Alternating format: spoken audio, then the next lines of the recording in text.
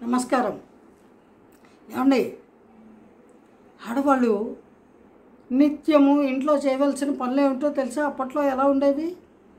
కోడి కూయక ముందే ఆవిడ నిద్ర లేవాలి. నిద్ర సరిపోయినా సరిపోకపోయినా, శరీరానికి రెస్ట్ తగినంత ఇచ్చినా ఇవ్వకపోయినా తెల్లవారుజామునే నిద్ర లేవాలి. లేచి అప్పట్లో సదుపాయాలు అట్టే ఉండేవి కాదు కదా. అందువల్ల ఈవిడ పెరట్లో ఉన్న నూతి దగ్గరికి వెళ్ళి చన్నీటి స్నానము చెయ్యాలి. మరి సంసార స్త్రీ కదా, భర్తతో దాంపత్యం చేసిన తర్వాత తెల్లవారుజామున లేచాక స్నానం చెయ్యాలి. స్నానం చేసి ఆ తడి బట్టలతోటే చంకలో బిందె తీసుకొని ఊరి చివరన ఉన్న కాల్వలో మడిగా నీళ్లు తీసుకురావాలి. తీసుకువచ్చి ఆ నీళ్లు వంటింట్లో పెట్టాలి. ఆ తర్వాత పెరట్లో నూతి దగ్గర నుంచి 4-5 బిందెల నీళ్లు తోడి తీసుకువచ్చి ఆ ప్రెమిసెస్ మొత్తము, ఆ ఇంటి చుట్టూతా ఉన్న వాతావరణం, నేల అంతా కూడా శుభ్రంగా తుడిచి పేడ నీళ్ళతో శుద్ధి చేసి చక్కగా ముగ్గులు వేసి, ఆ తర్వాత గొడ్ల సావిట్లో గోశాలలో ఆవులు గేదెలు ఉంటే వాటికి మేత వేసి, వాటికి కావలసినటువంటి తవుడు చిట్టు అన్నీ కలిపి నీరు తాగడానికి పెట్టి స్నానం చేయాలి. స్నానం చేసి వచ్చి చక్కగా పాలు పితకాలి. పాలు పితికి ఆ పాలు తీసుకువెళ్ళి ఇంట్లో వంటింట్లో కూర్చొని పొయ్యి వెలిగించాలి. కట్టెల పొయ్యి. ఆ పొయ్యి వెలిగించి ఆ పొయ్యి మీద ఈ పాలు కాచి ముందు కాచిన దేవుడికి నివేదన చేసి, ఆ తర్వాత ఈ ఇంట్లో యజమాని, తర్వాత తక్కిన కుటుంబ సభ్యులు వాళ్ళందరూ లేచి మెల్లగా దంతధావనం చేసుకొని, అంటే బ్రష్, వాష్రూమ్ పనులు అవి ముగించుకొని, అప్పుడు వాష్రూమ్లో ఏముండేవి కాదు, 4 తడికలు అడ్డం ఉండేవి ఆడవాళ్ళకి స్నాన సంధ్యాతులు చేయడానికి. అవి కూడా ఉండేవి, లేకపోతే చీకట్లో లేచి వెళ్ళి స్నానం చేయాలి నూతి దగ్గర. అది వాళ్ళ పరిస్థితి. ఈ పనికి, ఏది లెటర్న్ పనికి ఊరి చివర చెట్ల చోట్న, పొలాల గట్ల చోట్న వెళ్ళాలి. అప్పుడు ఏ పామోతేలో కుడితే అంతే సంగతులు. అయినా సరే అలాగే వెళ్ళాలి. లాబరేటరీలో ఉండేవి కాదు. అందుకోసం తెల్లవారుజామునే లేవాలి వీళ్ళు పాపం. సరే, ఇలాగా ఇంట్లో తన దినచర్య ప్రారంభించి ఆవిడ వీళ్ళకి శుభ్రంగా కాఫీలు టిఫిన్లు తయారు చేసి పెడితే వాళ్ళు కాలకృత్యాలు తీర్చుకొని వచ్చి పేగల దాకా బాగా తిని, ఆ తర్వాత వాళ్ళ కార్యక్రమాల్లో మగవాళ్ళు బయటికి వెళ్ళిపోతారు. ఆడవాళ్ళందరూ ఇంట్లో పనులు చేస్తూ ఉండాలి. ఏం పనులు?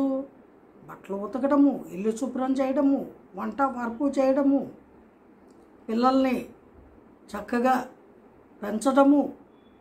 ఇంటికి ఎవరైనా వస్తే గుమ్మం లోపల తలుపు చాటున నిలబడి, వారు లేరు, శివాలయానికి వెళ్ళారు, రచ్చబండ దగ్గరికి వెళ్ళారు, పొలానికి వెళ్ళారు, పలానా సుబ్బయ్య గారి ఇంటికి వెళ్ళారు, రంగయ్య గారి ఇంటికి వెళ్ళారు అని సౌండ్, అంతవరకు వాళ్ళకి అలౌ చేసేవాళ్ళు, చెప్పాలి అంతే.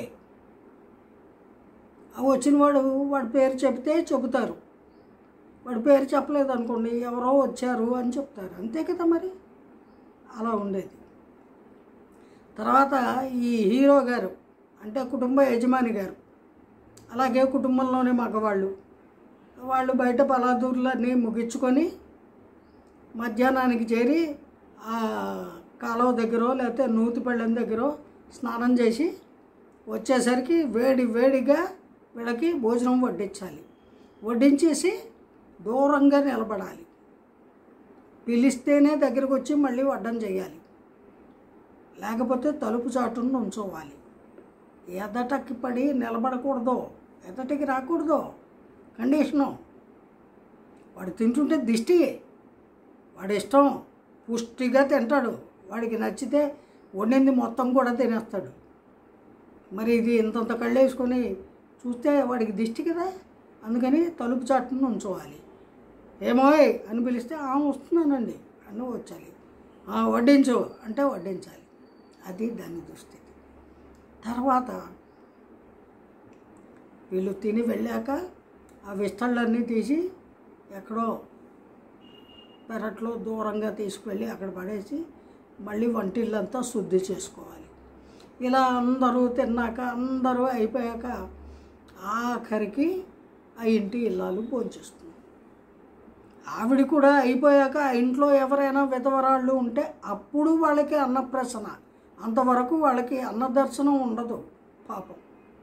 అంతే, ఆకలి వేసినా దాహం వేసినా మంచినీళ్ళతోటే వాళ్ళు కాలం గడుపుకోవాలి. అంతటి అమానుష చర్యలు అప్పట్లో చేసేవాళ్ళు. అవి పద్ధతులు, ప్రిన్సిపల్స్, క్రమశిక్షణ. అది ఎవరు ఏర్పాటు చేసినవి? ఆ కుటుంబ యజమాని గారి ఏర్పాట్లేదు.